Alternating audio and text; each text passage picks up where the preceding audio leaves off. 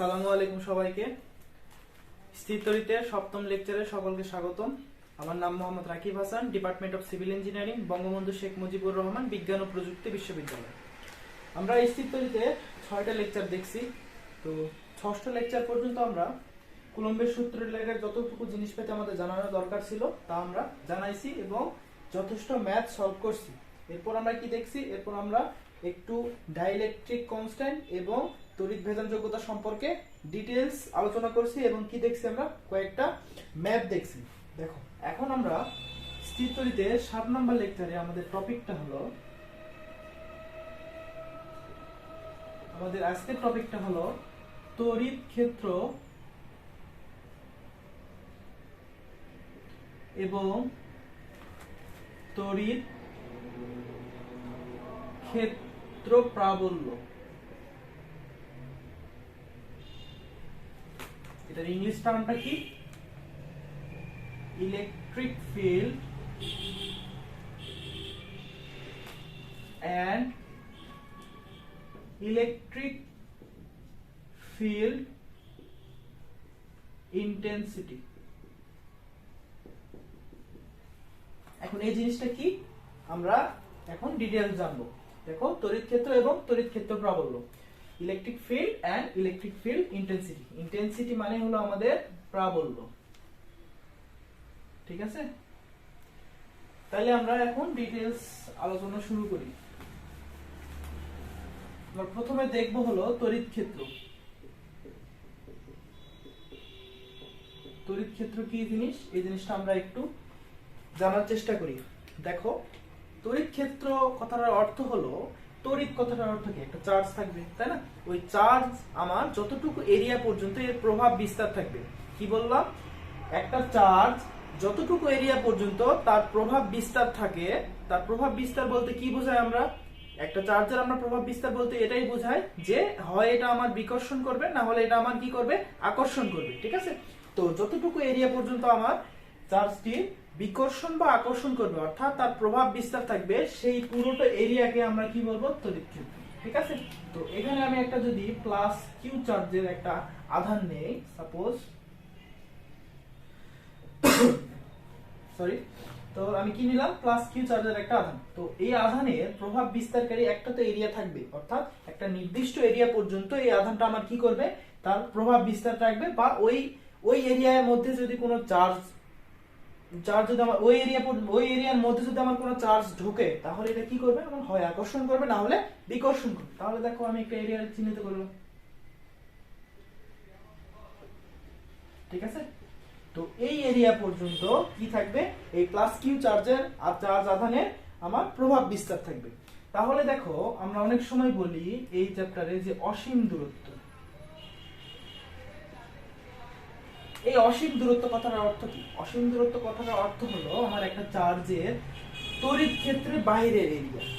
ভালোভাবে বুঝুন, একটা চার্জের আমার তড়িৎ ক্ষেত্রের বাইরের এরিয়া, অর্থাৎ এই যে বাইরের যে এরিয়াটা আমাদের, এই এরিয়াটাই হলো আমাদের অসীম দূরত্ব। অর্থাৎ কোনো একটা চার্জের ক্ষেত্রে তার অসীম দূরত্ব 1 সেন্টিমিটার হতে পারে, 1 ন্যানোমিটার হতে পারে। সেটা তার নির্ভর করবে তার চার্জের মানের উপর, ঠিক আছে? মান যত বড় হবে তার ফিল্ড তত বড় হবে।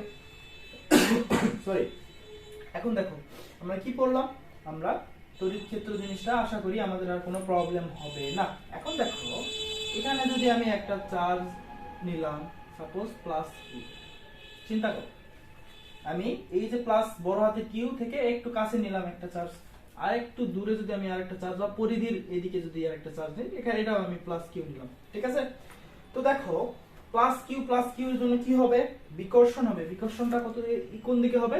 যেহেতু বিকর্ষণ হবে, তাহলে বাইরের দিকে ছিটকে যাবে, ঠিক আছে? তো এটাও প্লাস কিউ, এটাও প্লাস কিউ, এটার ক্ষেত্রেও আমার কি হবে? এটার ক্ষেত্রে আমার হলো বিকর্ষণ বল হবে। চিন্তা করো, এই যে বিকর্ষণ বলে এটা দিচ্ছে, আর এই যে বিকর্ষণ বল এটা দিচ্ছে, কোনটা বেশি হবে? চিন্তা করো, অবশ্যই বিকর্ষণ বল এটা বেশি হবে। কোনটা বেশি হবে? এটা বেশি হবে, বিকর্ষণ বল। কারণ কি? কারণ এটা হলো আমাদের এর মধ্যবর্তী দূরত্ব। দেখো, এই সেন্টার পয়েন্ট থেকে এর দূরত্ব কি? ছোট, অর্থাৎ যত কাছে থাকবে তত কি হবে? আমার বিকর্ষণটা বেশি হবে, তাই না? তাহলে দেখো, আমরা যদি আকর্ষণের ক্ষেত্রে চিন্তা করি, তাহলে দেখো কাছাকাছি বস্তু কি থাকে? অর্থাৎ আমার বাসার পাশে যদি আমার প্রতিবেশী থাকে তাহলে কি হয়, আমাদের কি হয়, সম্পর্ক একটু ভালো হয়। একটু যদি দূরে যায় তাহলে সম্পর্ক কিন্তু সেই পরিমাণ ভালো হয় না। ঠিক আছে? তো মেইন যে জিনিস হলো সেটা কিসের উপর নির্ভর করে, এটা নির্ভর করে আমাদের দূরত্বের উপর। ঠিক আছে? তো এতটুকু জানলেই যথেষ্ট। এখন দেখো আমরা এখন করব হলো তড়িৎ ক্ষেত্র প্রাবল্য।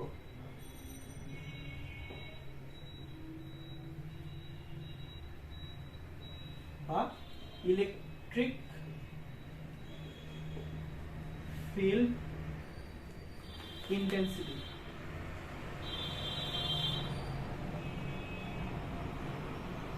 এখন দেখো ইলেকট্রিক ফিল্ড ইন্টেন্সিটি এটাকে বলা হয় কি, চিন্তা করো। আমরা যখন এখানে একটা প্লাস কিউ মানে আধান নিলাম এবং তার আমরা কি দেখলাম, আমরা তার তড়িৎ ক্ষেত্র দেখলাম। ঠিক আছে না? তার তড়িৎ ক্ষেত্র দেখলাম। এখন দেখো আমরা কি করলাম, আমরা বাইরে থেকে যখন আমরা একটা চার্জকে যখন এই তড়িৎ ক্ষেত্রের মধ্যে আনবো, প্লাস কিউ সাপোজ আনলাম, ঠিক আছে? কোনো সমস্যা আছে? কোনো সমস্যা নেই। তাহলে এই যে আধানটা, এই আধানের কাজ কি চিন্তা করো। এই আধানটাকে আমরা কি করতেছি, আমরা ক্ষেত্র তৈরি করতেছি না? তাহলে এই আধানকে আমরা কি বলবো, ক্ষেত্র সৃষ্টিকারী আধান। বুঝছো বিষয়টা? তাহলে আমার এই আধানকে আমরা বলবো হলো ক্ষেত্র সৃষ্টিকারী আধান। আর এই যে আধান, এটা আমরা বাইরে থেকে যেটা নিয়ে আসলাম সেটাকে কি বলবো আমরা, এটাকে বলা হয় টেস্ট চার্জ। অথবা আমরা এই চার্জের উপর আমরা কি বের করব, আমরা বের করব হলো ইলেকট্রিক ফিল্ড ইন্টেন্সিটি, অথবা আমরা এটাকে কি বের করব, আমরা তড়িৎ প্রাবল্য বের করব। ঠিক আছে? টেস্ট চার্জ, একে বাংলায় বলা হয় পরখ চার্জ। ঠিক আছে? তো এই যে জিনিসগুলো এটা আমাদের জানার প্রয়োজন। ঠিক আছে? যেহেতু আমরা বেসিক থেকে শিখতেছি তো সব শিখবো ইনশাআল্লাহ। দেখো এখানে আমি কি করলাম, এখানে আমি প্লাস কিউ চার্জের একটা আধান আমি বাইরে থেকে নিয়ে আসলাম। এখন কি হবে চিন্তা করো, প্লাস কিউ এর আমি এই প্লাস বড় হাতের কিউ এর এরিয়া চলে আসছি, তাহলে কি হবে, আমার প্লাস কিউ অবশ্যই বিকর্ষণ হবে, তাই না? তাহলে আমার এই যে ইলেকট্রিক ফিল্ড ইন্টেন্সিটি এই জিনিসটা কি, এই জিনিসটা হলো যে আমরা অসীম দূরত্ব থেকে কোন মানের আমরা চার্জ আনবো। এখানে আমি প্লাস কিউ আনছি, এখন এটা প্রশ্ন হলো যে আমি এখানে কত মানের চার্জ আনবো। আমি কি এখানে প্লাস 2 কুলম আনবো, আমি কি এখানে প্লাস 3 কুলম আনবো, না আমি এখানে প্লাস 4 কুলম আনবো। চিন্তা করো, আমি আগেই বলছি যে চার্জের মান যত বড় হবে তত কি হয়, ফিল্ড বড় হয়। তাহলে এই একটা পয়েন্টে আমি যদি আলাদা আলাদা মানের চার্জ আমি যদি প্রেরণ করি তাহলে কি একই আমার বল প্রয়োগ করবে, একই কি বল দেখাবে না। তাহলে আমার এটা দেওয়া যাবে না। তাহলে আমাদের কি করতে হবে, একটা নির্দিষ্ট করে দিতে হবে যে এই মানের চার্জ আমি এই নির্দিষ্ট বিন্দুতে প্রেরণ করলে আমি কতটুকু ইন্টেন্সিটি বা কতটুকু প্রাবল্য পাবো, এটাই তো আমাদের কথা। তাহলে আমাদের ইন্টেন্সিটি নির্ণয় করার জন্য আমরা কি করব, প্লাস 1 কুলম চার্জের আধান আমরা কি করব, বাইরে থেকে প্রেরণ করব। চিন্তা, এই কিউ এর মানটা তখন কি হয়ে যাবে, প্লাস কিউ এর মানটা কি হয়ে যাবে, 1 কুলম। ঠিক আছে? তো এখানে মাইনাস কেন ব্যবহার করা হয় না, এটাও একটা প্রশ্ন হতে পারে। ভালো ভাবে দেখো, পরে বলবো। দেখো এখন আমি কি বের করতেছি, আমি এই তড়িৎ ক্ষেত্র প্রাবল্য আমি যদি একটা সংজ্ঞা দিই, চিন্তা করো যে এর সংজ্ঞাটা কি, আমি কি কত মানে চার্জ নিয়ে আসতেছি, প্লাস 1 কুলম চার্জ। ঠিক আছে? তো এর সংজ্ঞাটা এমন হবে যে একক ধনাত্মক চার্জ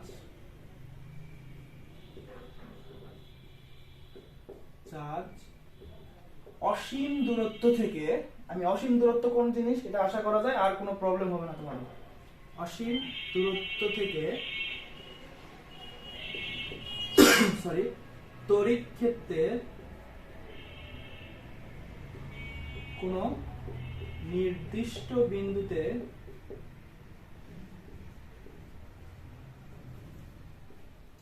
স্থাপন করলে সে যে বলে, এখানে আমি ব্র্যাকেটে কি লিখে দেব, হয় এটা আমার বিকর্ষণ অথবা আকর্ষণ। ঠিক আছে? কারণ আমার ক্ষেত্র সৃষ্টিকারী চার্জের উপর নির্ভর করবে যে এটা আমার আকর্ষণ করবে না হলে বিকর্ষণ করবে। কারণ এই জিনিসটা তো আমাদের ফিক্স, এটা আমরা কি বের করব, এটা আমি কি প্রেরণ করব, প্লাস 1 কুলম চার্জ। ঠিক আছে? তো বল আকর্ষণ বা বিকর্ষণ বল অনুভব করবে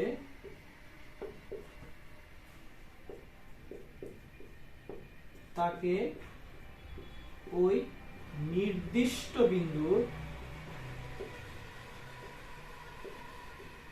তড়িৎ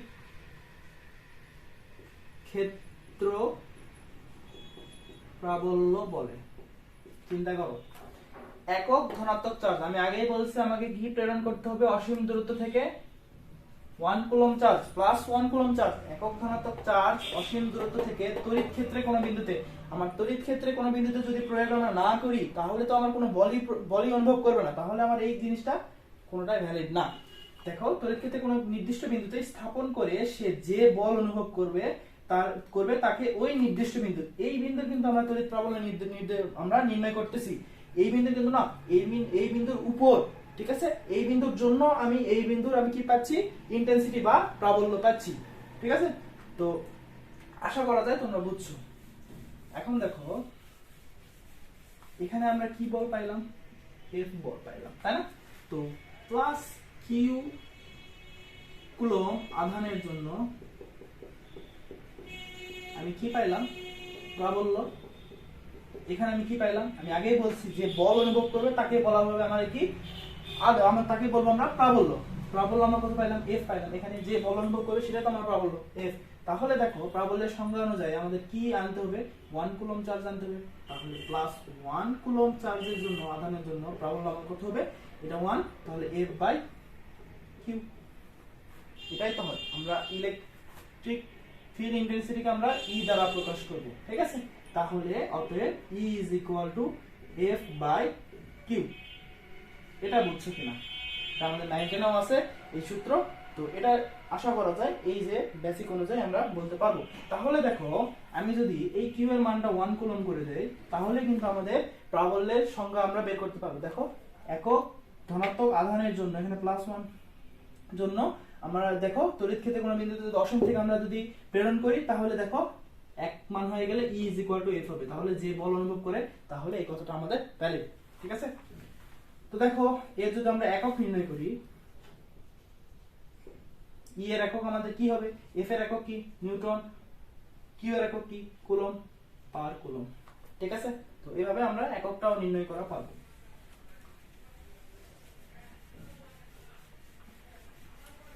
এখন দেখো যেহেতু আমি প্রাবল্যের সংজ্ঞা অনুযায়ী বললাম যে Q is equal to আমরা +1 কুলম্ব করে দিব এবং কি পাবো আমরা, E is equal to F। ঠিক আছে, তো Q চার্জের জন্য যখন 1 বলবো না তখন আমরা কি বলবো, F by Q। ঠিক আছে, তাহলে প্রাবল্যের একটা মেইন যে বেসিক, সেটা হলো যে এটা আমাদের ক্ষেত্র প্রাবল্য, ক্ষেত্র সৃষ্টিকারী আমাদের চার্জ, অর্থাৎ বড় হাতে Q যেটা আমাদের, যার উপর নির্ভর করে আমরা একটা বের করবো, আরেকটা নির্দিষ্ট বিন্দুর আমরা প্রাবল্য বের করব, সেই চার্জের উপর এটা কি নির্ভর করে না, অর্থাৎ এই চার্জের কোনো তেমন ভূমিকা নেই। ঠিক আছে, তাহলে দেখো আমি কি বলতে চাচ্ছিলাম, দেখো তাহলে এফ আমার কি রাশি, ভেক্টর রাশি, তাহলে ইটাও ভেক্টর রাশি, তাহলে ই এর দিক আমার কি হবে, ই এর দিক আমার হবে এফ এর দিকে, অর্থাৎ বল যেদিকে ক্রিয়া করবে সেদিকে আমাদের কি করবে, ইলেকট্রিক ফিল্ড ইন্টেন্সিটির দিক হবে। ঠিক আছে, তো আমাদের ভেক্টর ফর্মে আমরা এইভাবে লিখি যে E is equal to F vector by Q। ঠিক আছে, এখন দেখো এখন আমি একটা সূত্র প্রতিপাদন করব, সেটা হলো যে বিন্দু চার্জের জন্য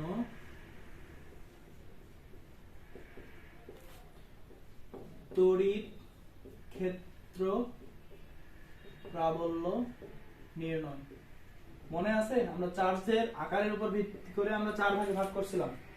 ঠিক আছে, নির্ণয় বা প্রাবল্য এর রাশিমালা, এটা আমাদের বইয়ে আছে, আমরা এটার বেসিক সহ দেখব। ঠিক আছে, মনে আছে আমরা কি করছিলাম, আমরা চার্জের আমরা আকারের উপর ভিত্তি করে 4 ভাগে ভাগ করছিলাম। ঠিক আছে, point charge, line charge, volume charge, আর একটা আমাদের কি ছিল মনে আছে, সারফেস চার্জ। ঠিক আছে, তো বিন্দু চার্জ অর্থাৎ পয়েন্ট চার্জের ক্ষেত্রে আমাদের কি নির্ণয় করতে হবে, চিন্তা করো, পয়েন্ট চার্জ অর্থাৎ বিন্দু চার্জের জন্য আমাদের তড়িৎ প্রাবল্যের রাশিমালা বের করতে হবে, ঠিক আছে। এটার একটা নির্দিষ্ট একটা ফিল্ড থাকবে, এই যে প্লাস কিউ চার্জ, মধ্যবর্তী ডিসটেন্স আর, প্লাস প্লাসের জন্য বাইরের দিকে একটা এফ বল। আমরা এই কুলম্ব ফোর্স সমান কি জানি, 1/4 পাই এপসাইলন নট কিউ, দুইটা চার্জ কি কিউ বাই আর স্কয়ার। এটা কি আমরা জানি? এটা তো আমরা জানি, এটা আমরা গত 6 লেকচারে অনেক কাজ আছে, ঠিক আছে। তো আমরা একটু আগে যে সংজ্ঞাটা জানলাম যে E = F/Q, ওই সংজ্ঞায় আমরা এটা বসাই। দেখো 1/4 pi epsilon naught Q Q by R square into আমাদের 1/Q। তাহলে এই কিউ কেটে গেল, তাহলে আমরা E এর একটা রাশিমালা পাই, সেটা হলো কি 1/4 pi epsilon naught Q by R square. দেখো এটা ইম্পর্টেন্ট, এটা আমাদের মাথায় রাখতে হবে, ঠিক আছে। এটা চিত্র নাও জরুরি হবে না, কিন্তু এতটুকু আমাদের মাথায় রাখতে হবে। তাহলে দেখো এখান থেকে আমি কয়েকটা জিনিসের এর উপর নির্ভরশীলতা, অর্থাৎ এটা কি কি বিষয়ের উপর নির্ভরশীলতা এটা আমি বলতে পারবো। এক নাম্বার হলো কি, দেখো এটা আর এটার সম্পর্ক কি, মনে করো সমানুপাতিক না, যেহেতু উপরে গুণাকারে আছে, ঠিক আছে, সমানুপাতিক। তার মানে কি, এটা আমাদের কি ছিল, ক্ষেত্র সৃষ্টিকারী চার্জ, অর্থাৎ যে চার্জটা আমাদের ক্ষেত্র সৃষ্টি করবে, অর্থাৎ যে চার্জের এরিয়াতে আমরা সরি যে চার্জের এরিয়াতে আমরা আসবো, সেই চার্জের কি হবে, আমাদের ইন্টেন্সিটিটা সমানুপাতিক হারে বৃদ্ধি পাবে, ঠিক আছে। এটা যদি এই চার্জের মান যদি আমরা যদি বাড়াই, তাহলে আমরা কি পাবো, প্রাবল্য বৃদ্ধি পাবে। আরেকটা আমরা কি সম্পর্ক পাই এখানে, E সমানুপাতিক 1/r স্কয়ার। দেখো তো ব্যস্তানুপাতিক সম্পর্ক না? তাহলে দেখো চিন্তা করো, দূরত্ব যদি আমার বৃদ্ধি পায়, দূরত্ব বৃদ্ধি পেলে আমাদের কি হয়ে যাবে, প্রাবল্যটা কমে যাবে, ঠিক আছে। তো এটা প্রথমে আমি বললাম না, এই যে কাছে আর দূরে গিয়ে দেখে বললাম না, তো এটাই। আর কি আরেকটা বিষয়ের উপর নির্ভর করে, মাধ্যমের প্রকৃতির উপর, ঠিক আছে। এই তিনটা প্রশ্ন এমসিকিউ তে আসতে পারে। এখন দেখো আমরা একটা থিওরি করব, সেটা হলো কি, যে সুপারপজিশন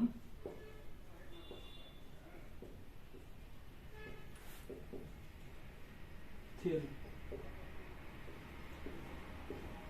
আমরা এটা কিসের থিওরি করব, সুপারপজিশন থিওরি অফ আমরা ইলেকট্রিক ফিল্ড ইন্টেন্সিটি।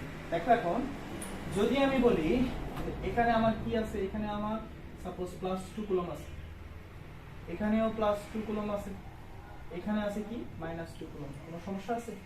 আমি বের করতে বললাম, দেখো এই বিন্দুতে আমি প্রাবল্য বের করতে বললাম, কি লিখতেছি,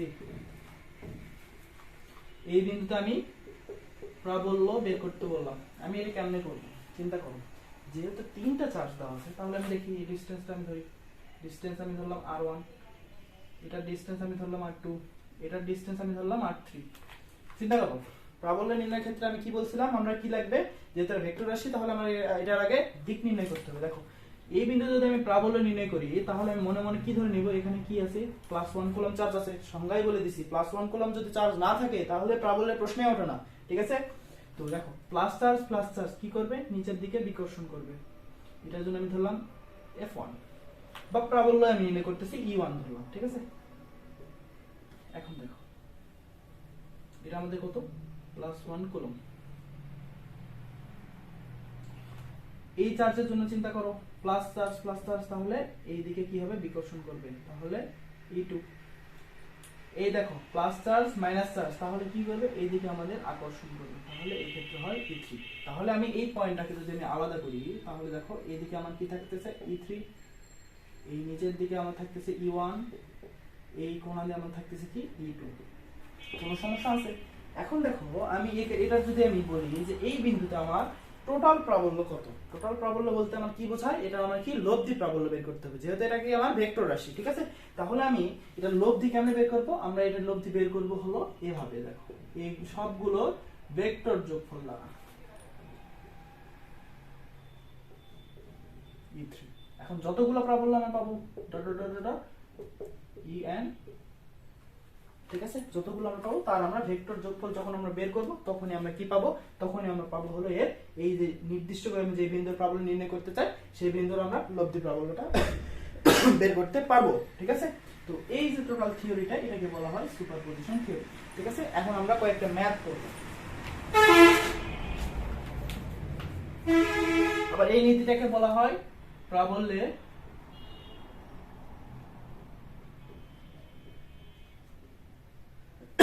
উপরিপাতন নীতি বা সুপারপজিশন থিওরি। ঠিক আছে, এই জিনিসগুলো একটু টার্মগুলো আমরা জানলে সুবিধা হবে। ঠিক আছে, তো দেখো এখন যে আমরা ম্যাথ করব, এর আগের দিন আমরা কত নাম্বার ম্যাথ করছি মনে আছে?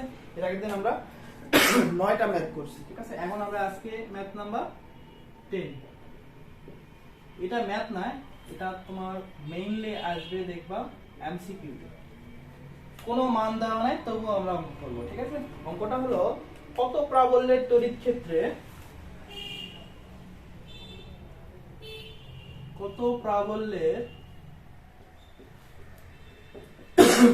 তড়িৎ ক্ষেত্রে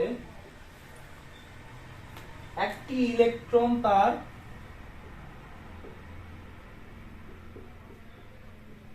ইলেকট্রন তার ওজনের সমান বল অনুভব করবে। চিন্তা করো আমরা যতটুকু করছি, অর্থাৎ এই যে E = F/Q ওই সূত্র রিলেটেডই কাজ হয়ে যাবে। দেখো কি বলছি, কত প্রাবল্যের, অর্থাৎ আমাদের কিসের মান বের করতে হবে, E এর মান বের করতে হবে, তাই না? তো এর ক্ষেত্রে একটি ইলেকট্রন তার ওজনের সমান বল অনুভব করবে। তাহলে দেখো এখানে একটা ইলেকট্রন আছে। ঠিক আছে, ইলেকট্রনের চারপাশে কি থাকে, minus minus minus minus minus. এখন দেখো তার ওজন সবসময় কোন দিকে ক্রিয়া করে, ও সবসময় নিচের দিকে বা পৃথিবীর কেন্দ্রের দিকে mg বল বা ওজন ক্রিয়া করে। দেখো আমাকে কি করতে হবে, এই চার্জটাকে ভাসমান রাখতে হবে, অর্থাৎ এই চার্জটাকে আমাদের স্বাবলম্বী বানাইতে হবে। ভাসমান যদি আমি রাখতে চাই তাহলে আমি কি করতে পারি, তাহলে আমার কি করতে হবে, দেখো আমি নিচে একটা তড়িৎ ক্ষেত্র দিয়ে দিলাম।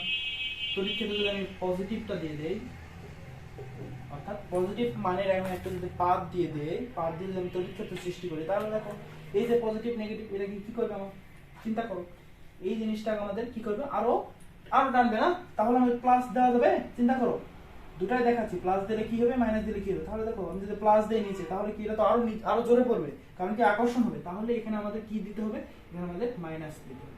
তাহলে মাইনাস দেওয়ার ফলে কি হবে, এটা বিকর্ষণ হবে এবং উপরের দিকে কি হবে, একটা বল ক্রিয়া করবে।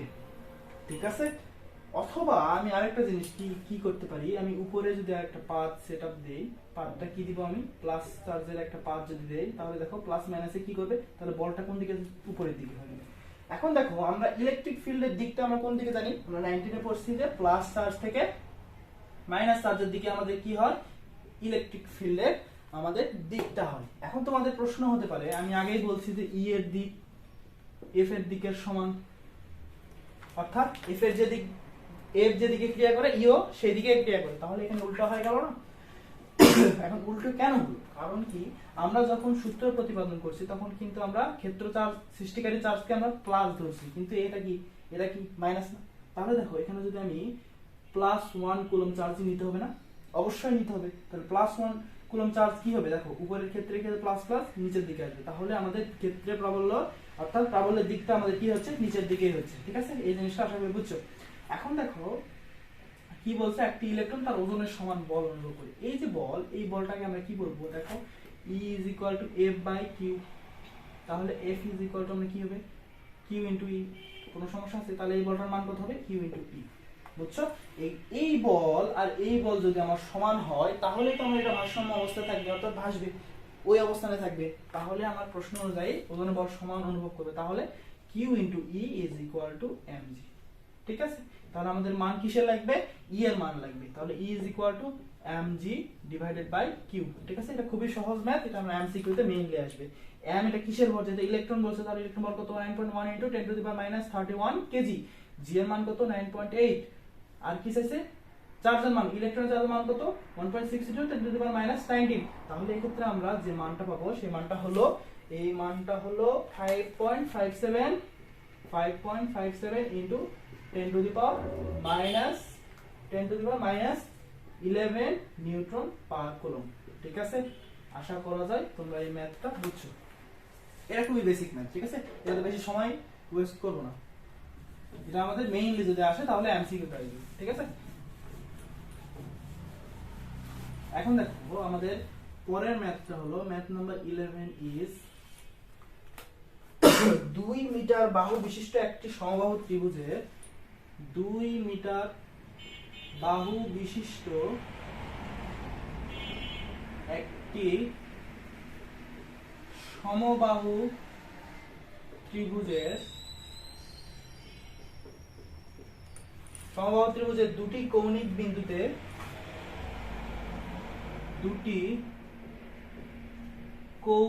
বিন্দুতে +2 কুলম এবং -2 কুলম চার্জ রাখা আছে।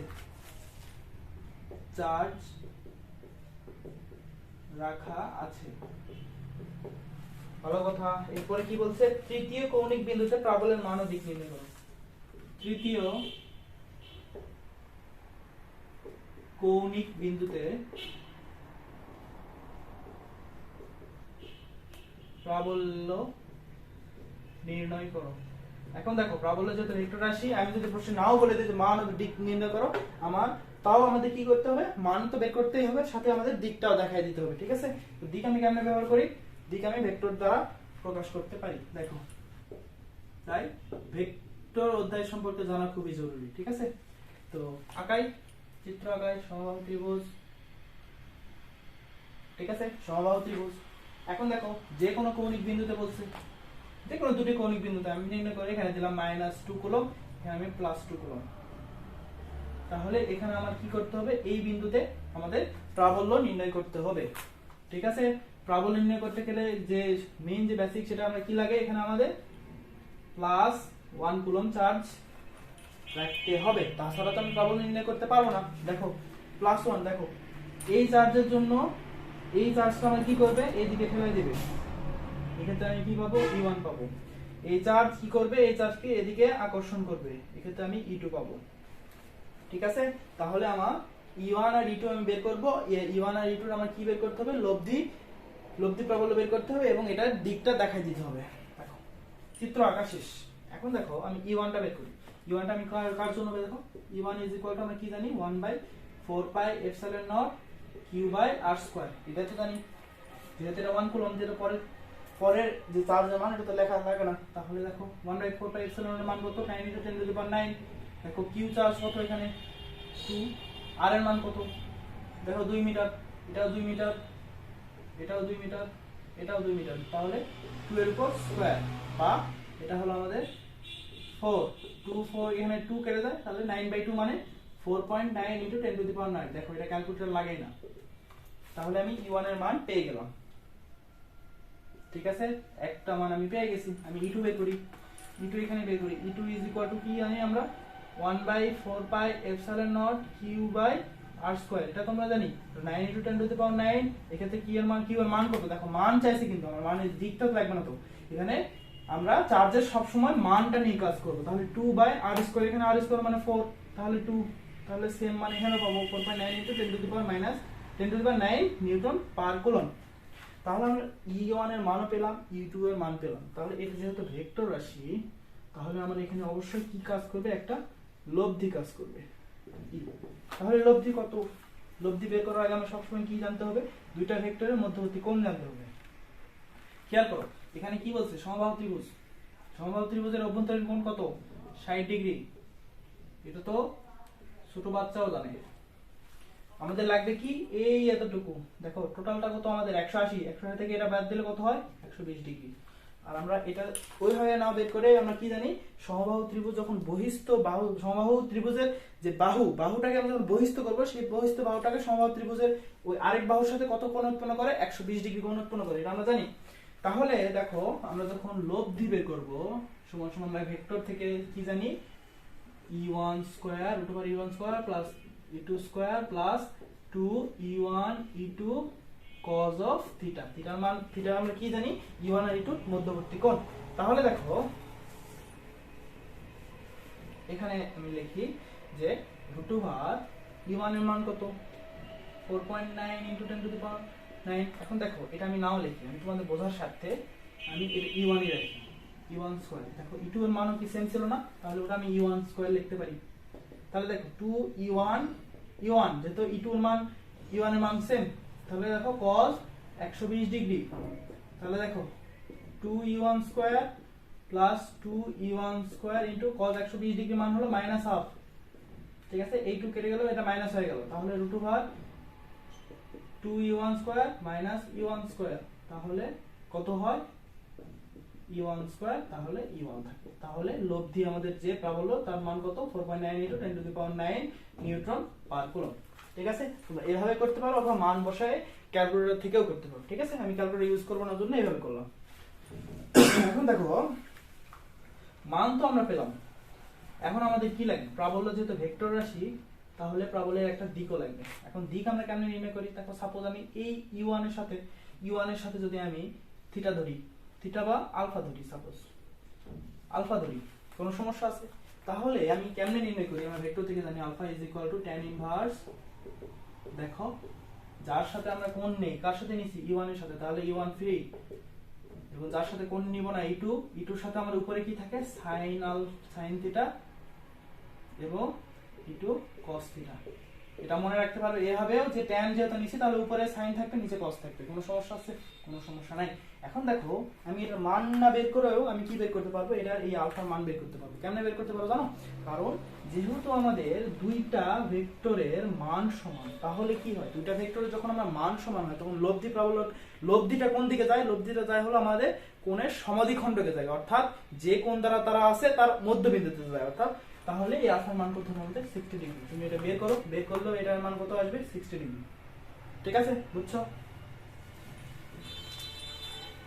আমরা আরেকটা ম্যাথ দেখি, ম্যাথ নাম্বার যদি আমরা 12 দেখি,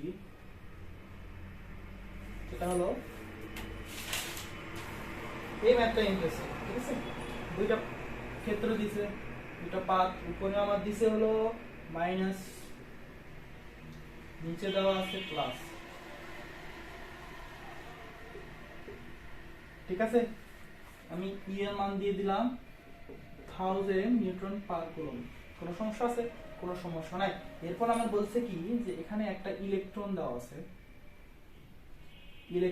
ইলেকট্রনটা আণবিক দিক দিয়ে আমি নিক্ষেপ করলাম ইউ বেগে, ইউ এর মান আমি দিয়ে দিলাম 0.1 সি, অর্থাৎ আলোর বেগের 0.1 গুণ। কোনো সমস্যা আছে? এখানে আর কি দেওয়া আছে, আর যেটা দেওয়া আছে সেটা হলো, আচ্ছা পরে বলতেছি। এখন আমি এই যে কেসটা, অর্থাৎ এই যে একটা ঘটনা ঘটলো, এই ঘটনাটা আসলে মিন কি করে দেখো।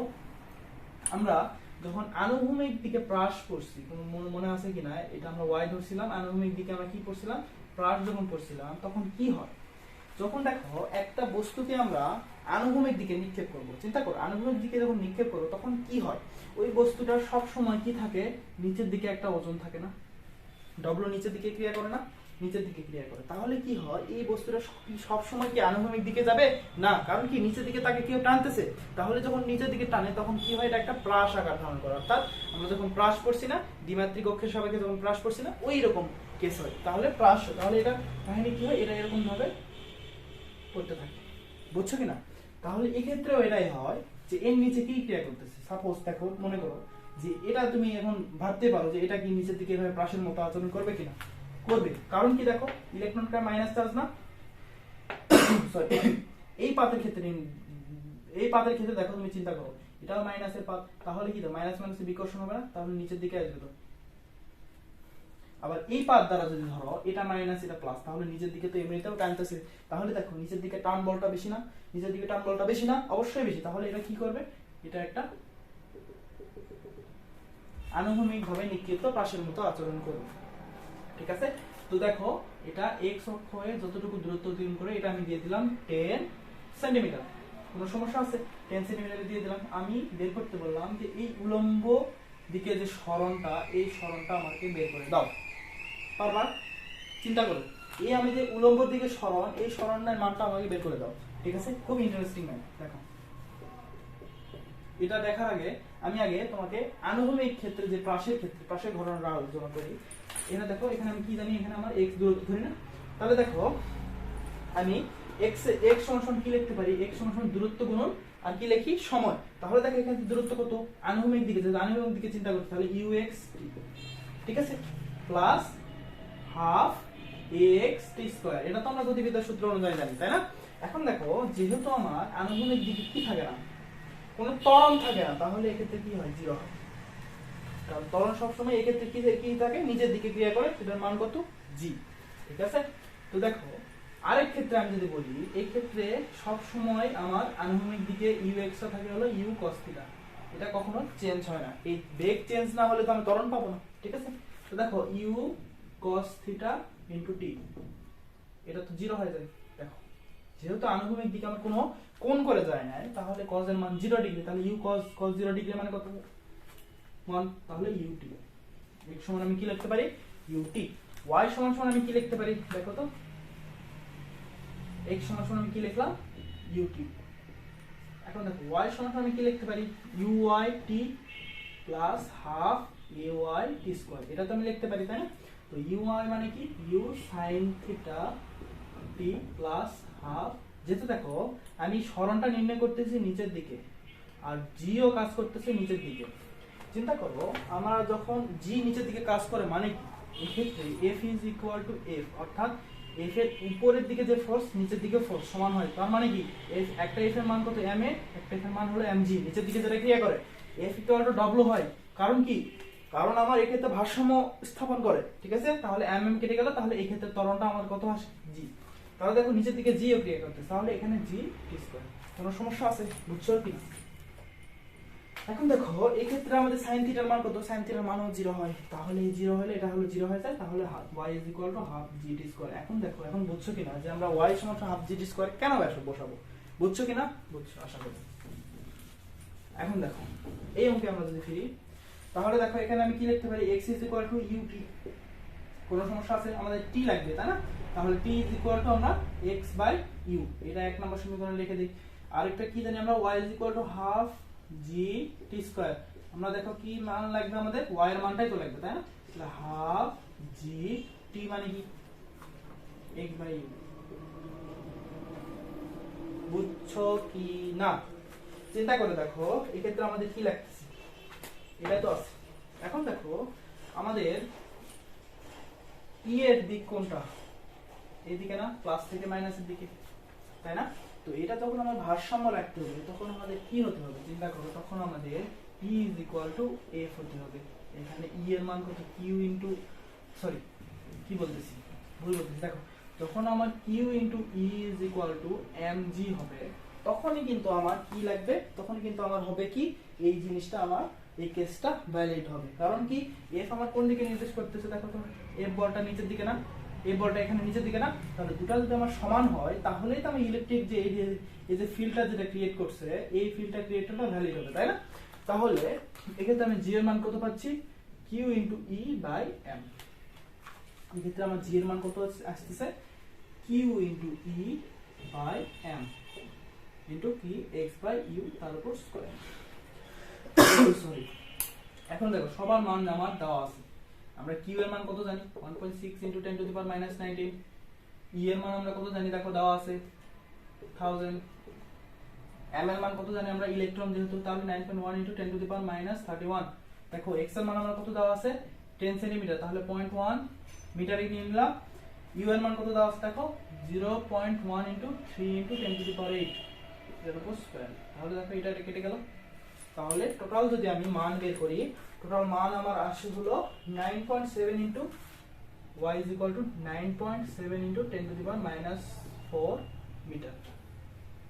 ঠিক আছে, এই হলো আমার এই প্রশ্নের উত্তর। ঠিক আছে, তো তোমরা মনে করতে পারো এটা একটা অনেক এক্সপেরিমেন্টাল কাজ, আসলে এটা কোনো এক্সপেরিমেন্টাল কাজ না, এটা বাস্তবে ঘটে।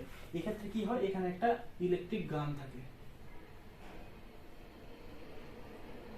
ঠিক আছে, এটা ইলেকট্রিক গান থাকে, যেটা আমরা শুট করি ইলেকট্রন, এই ইলেকট্রনটা আমাদের এভাবে পড়ে। এটা কোথায় থাকে জানো, এটা আমাদের আগের যখন আমরা টিভি ব্যবহার করতাম না, দেখতাম এই টিভিতে অনেক বড় পিছনের দিকে ইয়া থাকতো,